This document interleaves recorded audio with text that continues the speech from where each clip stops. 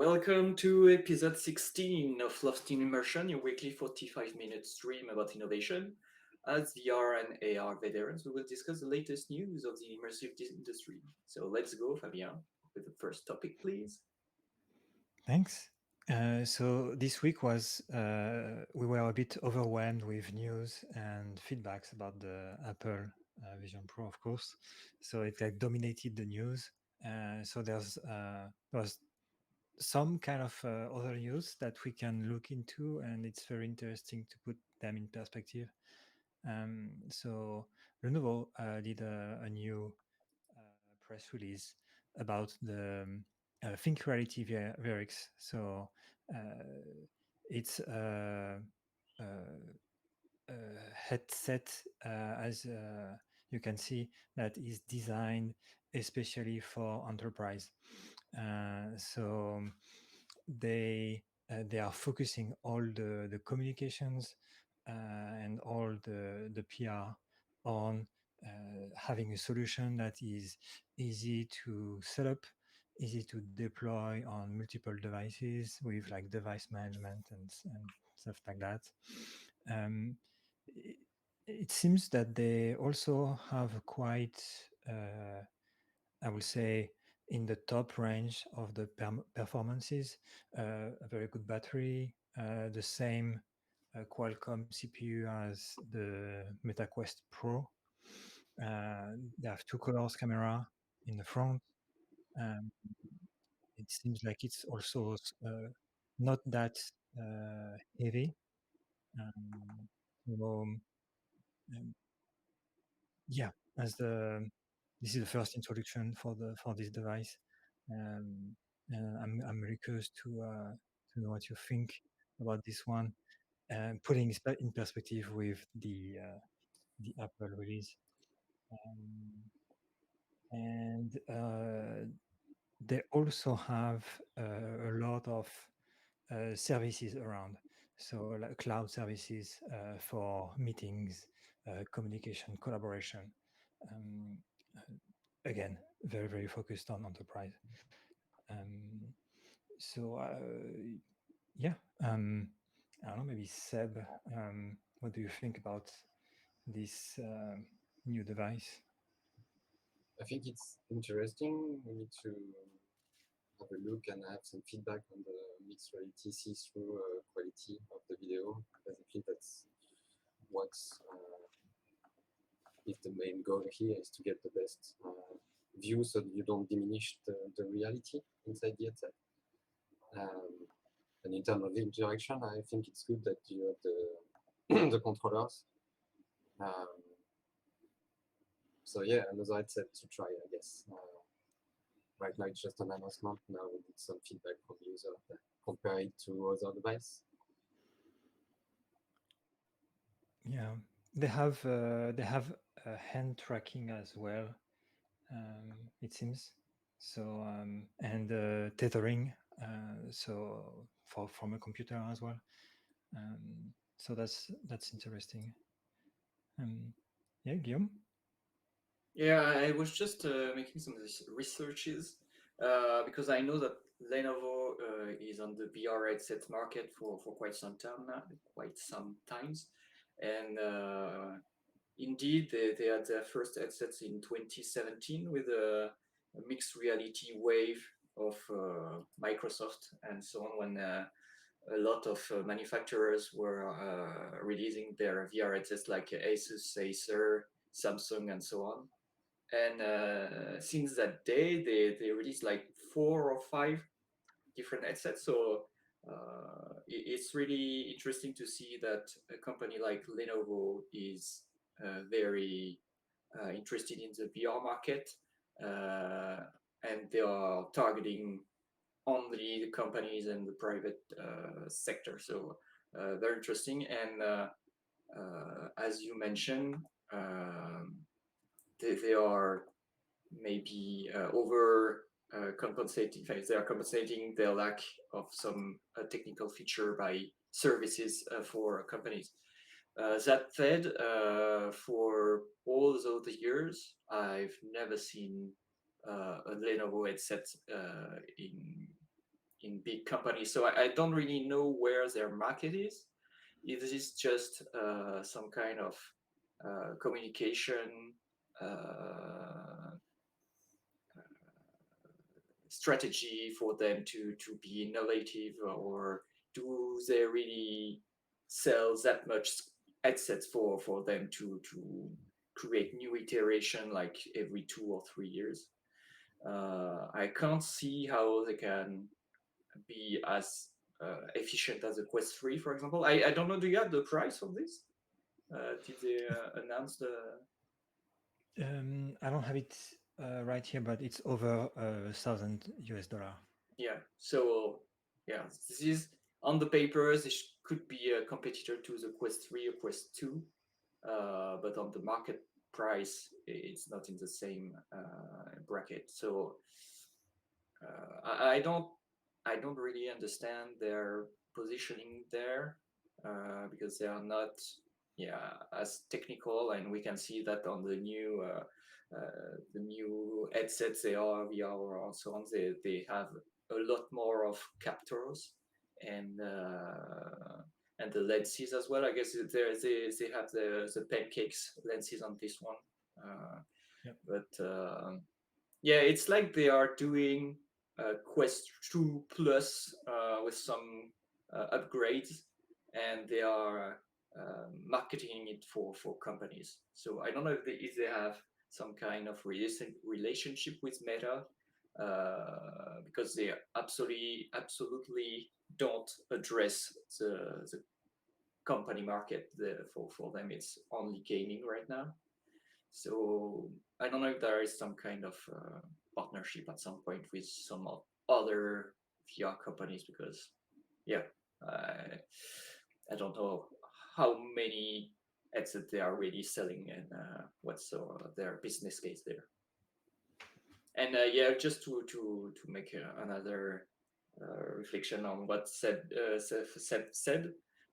In the video, we kind of only see the VR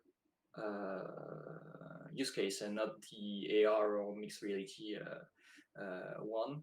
And I saw some avatars as well animated with this headset for video conferences, and it was a bit cringy because the avatar was like not realistic, or maybe not moving that beautifully. So yeah, they shouldn't have showed that in comparison to what Apple is now proposing on the market.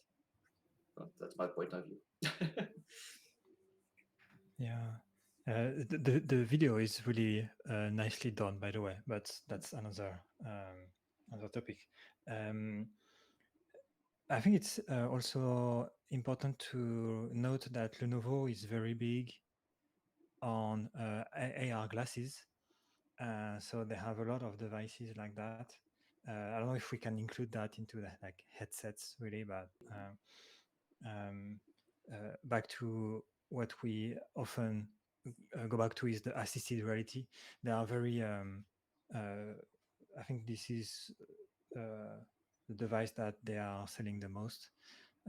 So AR glasses for companies. So if I don't know if they are leveraging this for companies, and like company trust Lenovo for device management and stuff like that. So I don't know, maybe for an industry leader that wants to push virtual reality or mixed reality into the company, between Meta, Apple, and Lenovo, maybe we go to Lenovo because it has more industry company image. I don't know.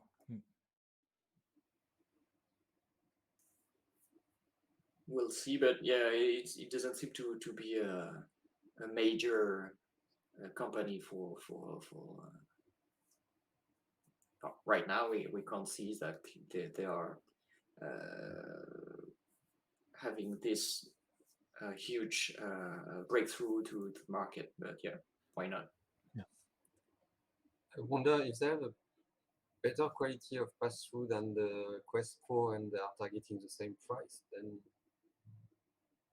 it becomes more interesting than the Quest Pro. So yeah, it's really the feedback that could say if the pass-through is better or not. Because right now the Quest Pro in mixed reality, it's very tough to have a scenario where it's not creepy on the video capture. There is really some artifacts that are not not good for an experience. So Seb, do you Yeah. want to continue on your topics, or Fabien, do you have anything more to say? No, that's it. Thanks. Okay. Okay, so my topic was about the feedback we had from other companies, competitors to the Apple Vision Pro. So first, it's Mark Zuckerberg, which expressed himself about his vision, which is completely different from the Apple one.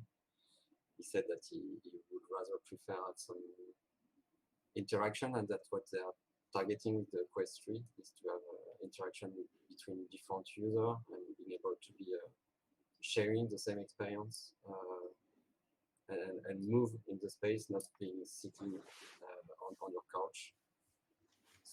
And on the other hand, it's Stan Larocque, which is the CEO of Lynx, which they are releasing the Big Sur one in a couple of months now.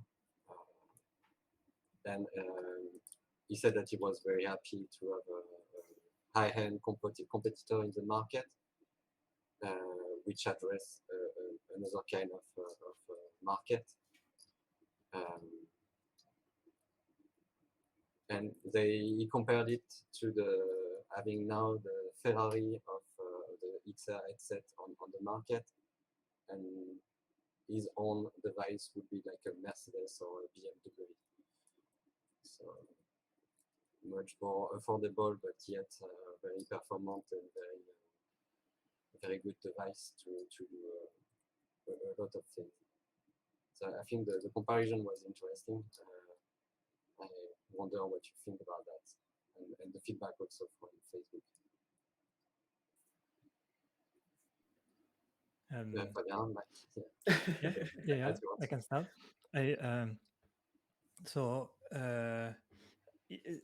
Apple is the Rolls Royce. Lynx is the Ferrari. I wonder what is Meta. Yeah.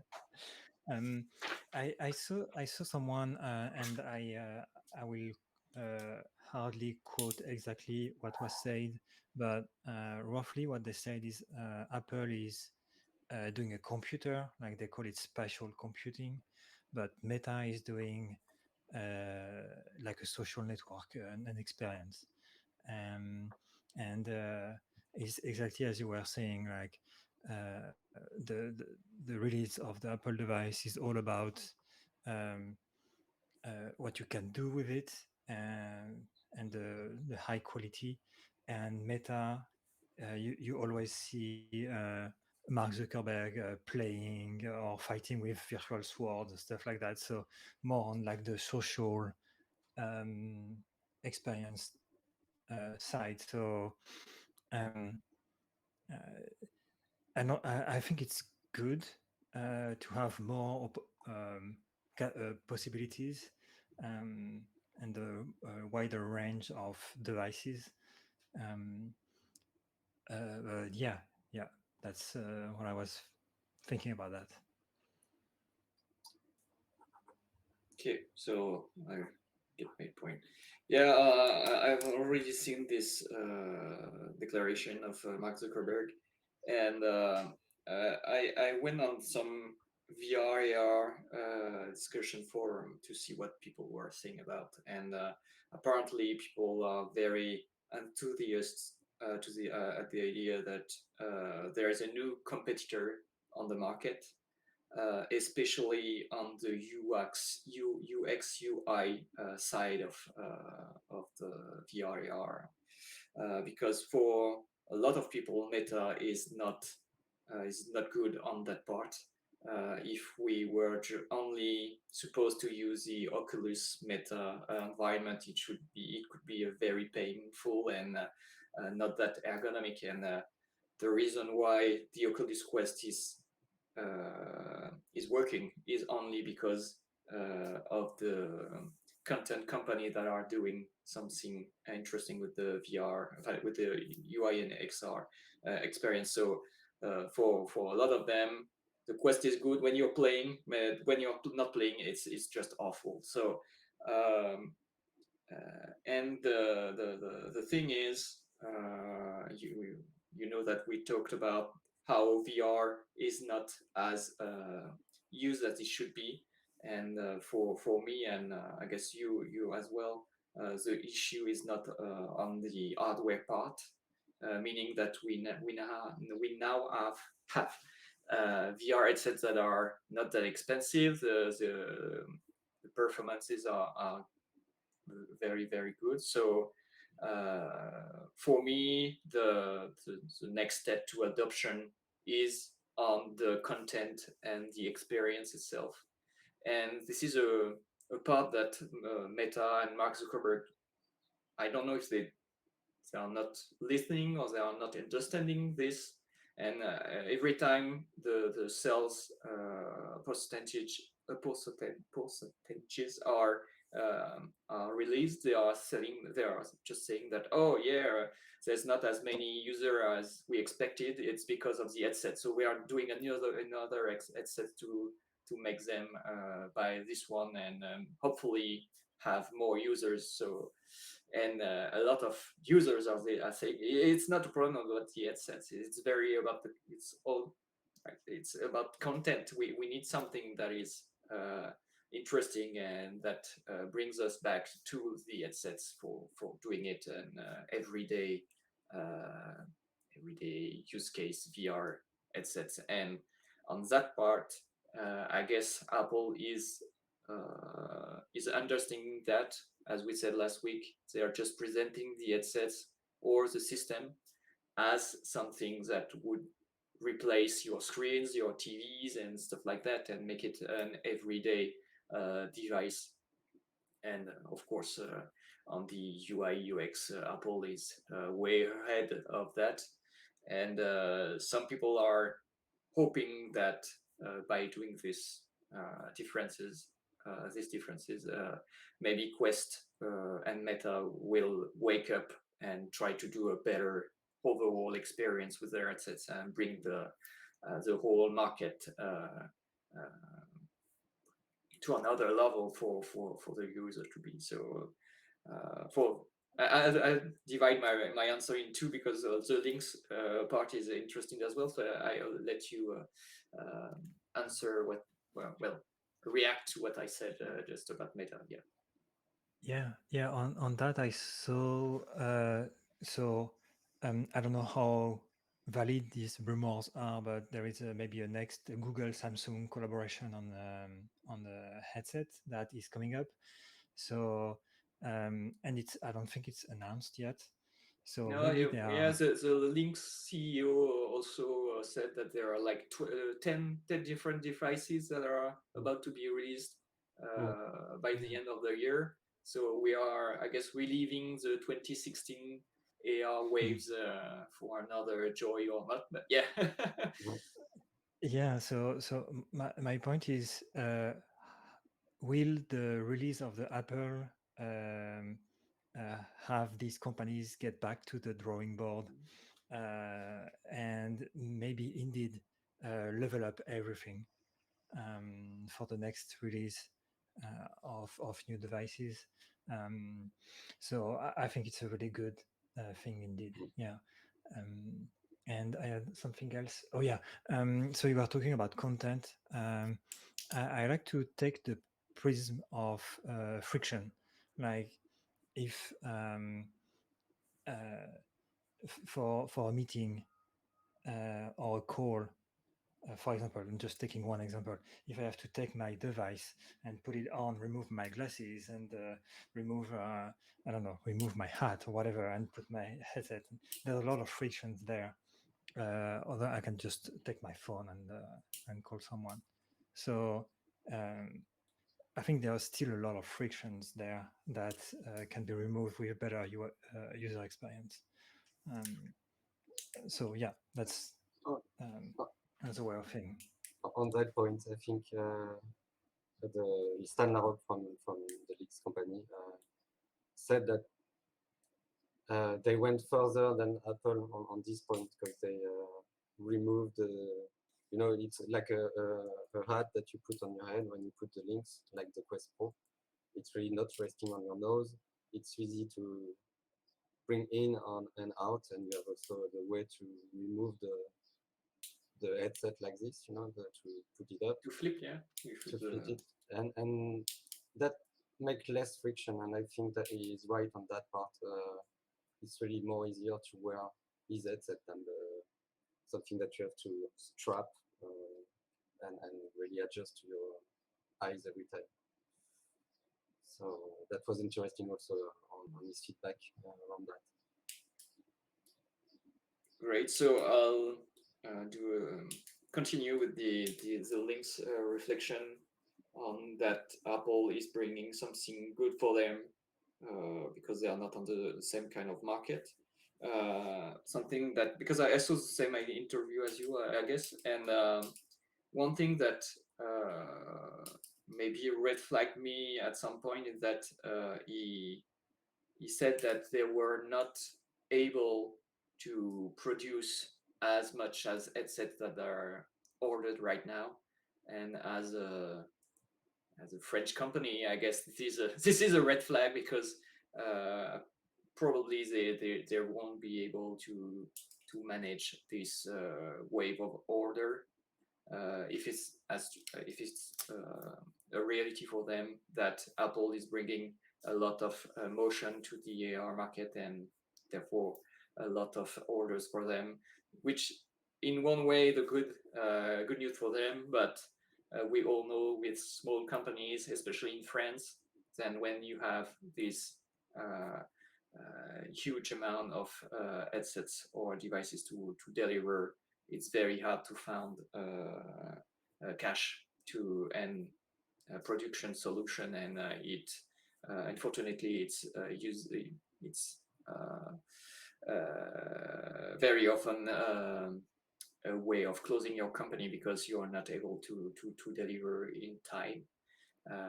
It's not like the US company that are able to get a huge amount of funding in a very short time frame. So I'm a bit scared for them or concerned. So I hope they'll find the solution for that. On that point, I think on the one of the latest YouTube video, he spoke about bringing a lot of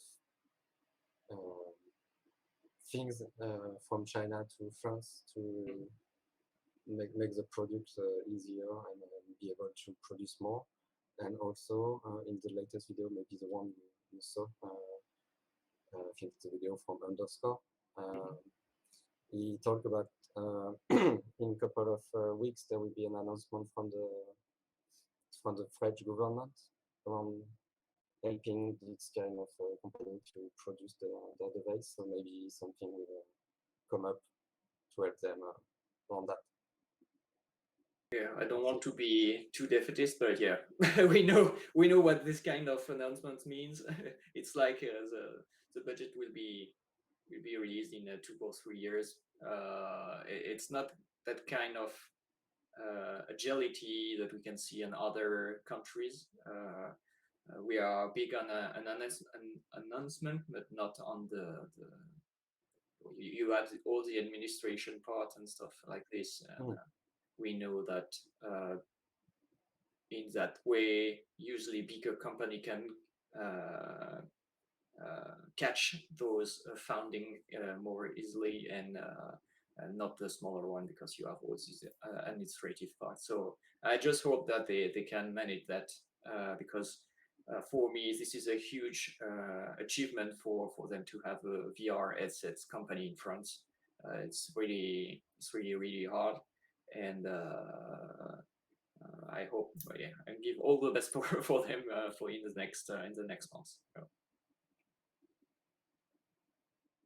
And just for just to make a comparison, we heard that Apple is also not able to sell that much Apple Vision Pro headsets because they are limited on their screens that are not produced as fast as they would like to. So I guess they talked about 500,000 devices tops for them to be able to produce next year.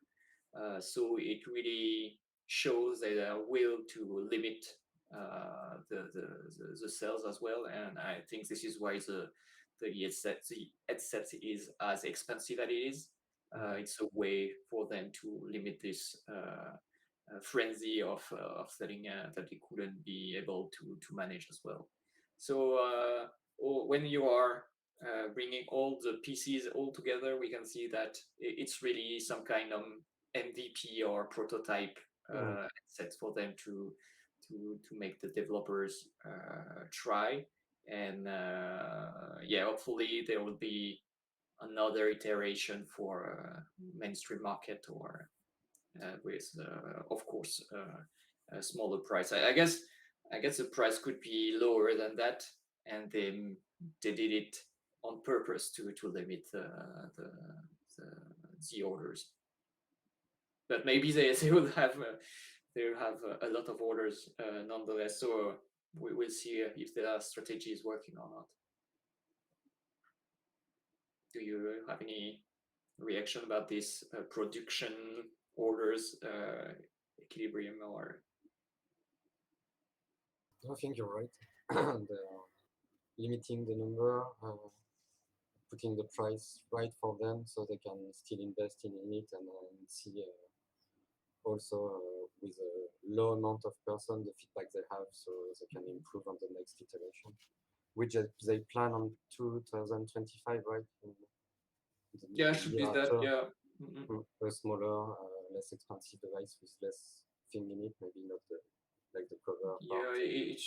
They are giving 1 year for developers to release some stuff on 2024, especially on the US market, because it apparently should be available in Europe in September 2024.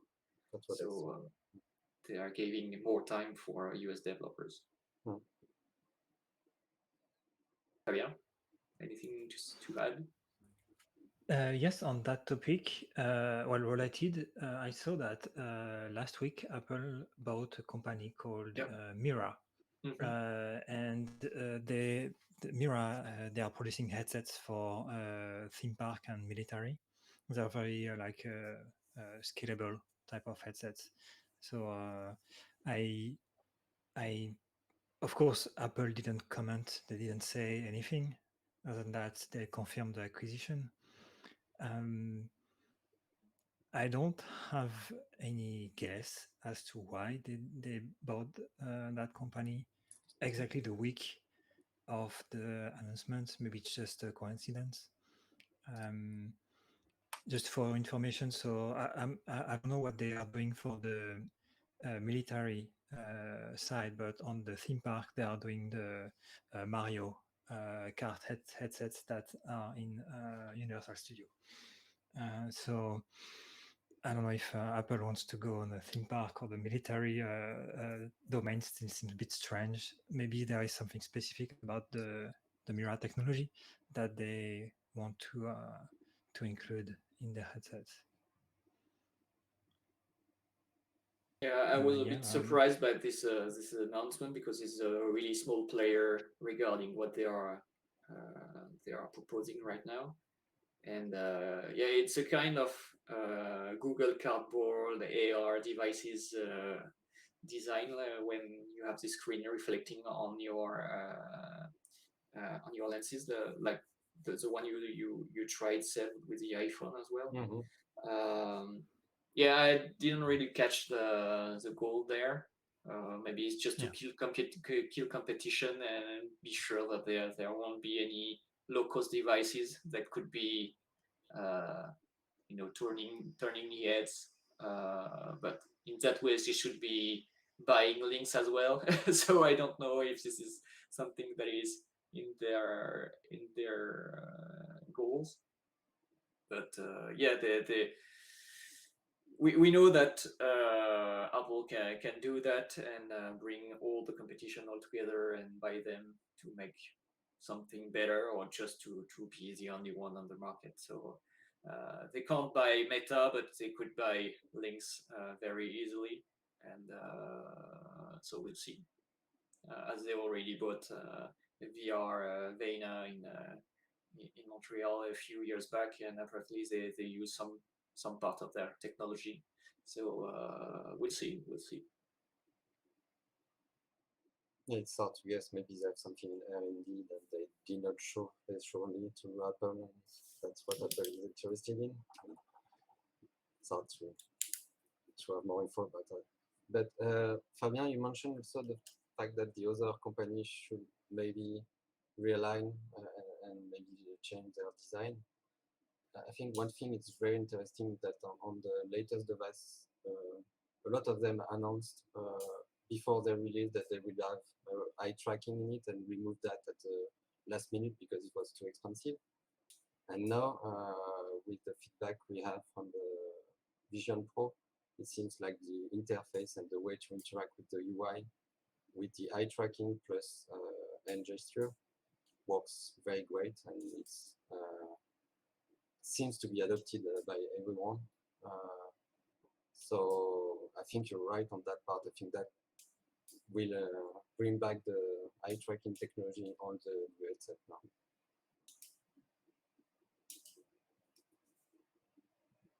Okay, so I bring you a few other topics that I found about the Apple Vision Pro. The first one is about the interface itself and the eye tracking, because user that tried the headset were very impressed by the capacity or the use of the eye tracking plus the hand tracking, and they found it very easy and natural to use. And apparently they have a huge layer of AI behind that, where they are doing some kind of prediction. They know that you're about to click or to do something before you're doing it, so it's just a confirmation they need, just a small movement, and they are doing it. So apparently this is the key. And about this AI part, we know that a lot of people are kind of disappointed that Apple, they are not talking about AI at all, and they don't have any competition. They are not proposing any competition to ChatGPT or other. And for some, there are a new kind of generation of AI that is coming up, that is only based on microprocessor and internal, personal AI, not linked to the internet or external servers. And they are guessing that with the new generation of processors that they announced, the M1 Ultra, M2 Ultra, and so on, that they dedicated their processor to being able to do AI as well, and because they can manage bringing up lots of gigabytes all together in their processors, and making some parallel computing as well. And some people are extrapolating and thinking that maybe with this new approach of AI and personal assistant, they could bring some kind of Jarvis inside the Apple Vision Pro, based on their microprocessing power. So this is a very interesting way of thinking that, and yeah, they could propose a Siri plus plus iteration of their assistant, and it could bring another AI UI experience to the table, and I guess this would bring way more. The headsets would get more value with that as well, and it could be very yeah, it could change the market all at once by proposing a new headset, a new way of working, like looking at your TV or screens, plus having your AI integrated already in your everyday life. So it's a whole new dimension for the headsets. I don't know if you heard about this, and do you think this is what they are willing to do? I think we talked about it earlier also during our podcast, but yeah, I saw the same video as you, and I think that's definitely something they are working on. Apparently, on the background, there is a lot of developer working on having on the M2 chipset the AI to run directly on it, and I think that's maybe they are careful about it and not announcing it right away. Like you said, having a Siri on this kind of mixed reality headset and a Jarvis assistant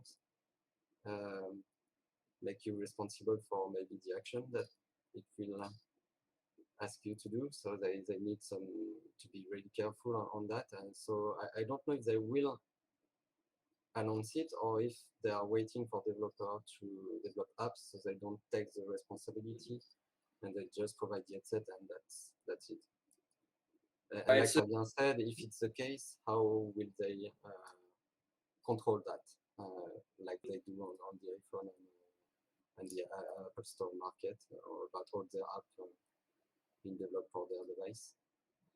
I really wonder how they will play on that, and maybe they are not yet decided on that part, so that's why they did not announce it. Yeah, it's a very Apple way to do, just to announce things that they are sure it's working. So yeah, I guess they are just waiting to see what they can do and what AI will become in a few weeks or months. We can see that apparently the wave is decreasing as well on this because there are not that much topic right now. Maybe the discussion about limitation and restriction are making their way to the different players of the AI, or I don't know, but yeah, you can see that the AI market is it's a bit more silent right now. Yeah. OpenAI announced yesterday that developers can now create custom functions into GPT. So yeah, that's another way to give ears and hands to GPT models. And I think the Europe is voting on the AI regulation this week or very soon. So yeah, I totally agree. It's like a bit into the rationalization phase. And back to Apple, I saw that they announced a new evolution. Like it's not a new AI; it's a new evolution of doing AI. So basically, instead of doing a lot of transformation on an image or on a text before feeding it into the AI, they just they found a way to feed just the bytes. So it could be text, it could be video, it could be image, it could be anything that is represented in a numerical, in digital, that can be fed into their model. So all of this to say that they are very active. And I'm sure, as you are saying, it's very Apple to have AI in the headset for the eye tracking and for prediction stuff like that, but not really saying it like AI powered Vision Pro that would maybe frighten the global audience. So very Apple again. Nice move. And to continue this with this maybe secret way of working of Apple, we saw that there were a lot of VR announcements regarding the Apple Vision Pro. We talked about this last week after the announcement about the fact that the headset is able to do VR, but they never talked about this during the presentation. And now they are announcing that the VR headset is compatible with WebXR and that they are bringing the Rec Room support, which is some kind of metaverse right now, which is a competitor to VR chat. The developers of Rec Room are making them compatible with the Apple Vision Pro because as they don't have any controllers, they have to implement the movement navigation inside their app. So we can see that they are orienting their device to AR, but they are also targeting the VR market as well because they are completely aware of that the headset can do VR. So we'll see what they are targeting, and I'm very curious to know that if Bluetooth VR controller can be linked to the headsets, which would be a good way of doing games. But if they do, how people will manage the Steam library, because I don't think this is compatible right now with Apple. Maybe Steam will release some kind of app for the Vision Pro. I don't know. So still a lot of shadow in this, but we can see that Apple is willing to work on the whole market and just not AR. What are your guess about this? I'm sure they don't want to lose that part of the market. That would be stupid. They don't want to talk about it yet because I think a lot of games have to be, like you said, redeveloped for only hand tracking. And maybe developer are not okay with that because sometimes it uses many buttons and many gesture and stuff on the controller that can't be reproduced only with hand tracking, I guess. So yeah, that will be hard for them to bring all the catalog of games on their platform, at least at the beginning. But do you think that they are reflecting about doing an Apple controller, VR controller for that, or are just I don't know if they will do that or only provide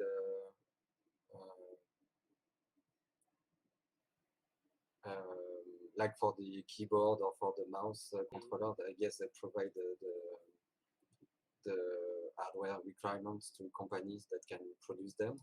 So maybe they will not do that themselves, but ask for other companies to develop different kind of controllers. Because if we are making a relation with the Quest Pro, for example, they practically don't have any infrared trackers on their controllers now. They are just basing on the hand tracking. So we could think that Apple just have some way of clicker. We saw that on the HoloLens at some point for you to avoid doing this all the time and have a different way of having different buttons as well. So I could easily see some kind of clicker or switch-like very small devices for us to be able to interact, and it could unlock all the VR content, I guess.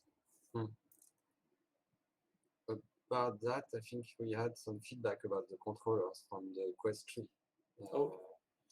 And it seems like it's okay, but not as good as the Quest Pro controllers. Because, like you said, they use hand tracking and infrared, small infrared on the device, but it's limited, and there is not a ring, so sometimes they lose the tracking. But apparently, with Beat Saber, it's like the way for them to test the controller. Beat Saber in ultra mode seems to be okay to work. So I guess it's more when you go in your back that they use the tracking, like the previous version of the controller. But I saw also that the Quest 3 is supposed to be compatible with the Quest Pro controllers. Okay.